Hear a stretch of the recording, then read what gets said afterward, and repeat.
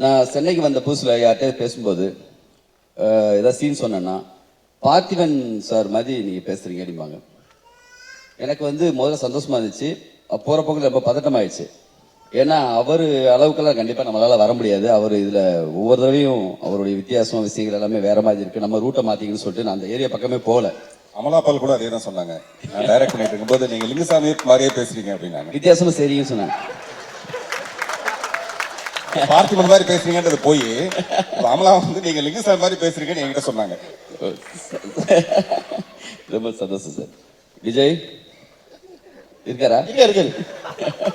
எப்பொழுதும் இருக்க இடம் தெரியாம இருக்கிறது தானே விஜய். அதனாலதான் அடைகிறார் அவர் எல்லாத்தையும்.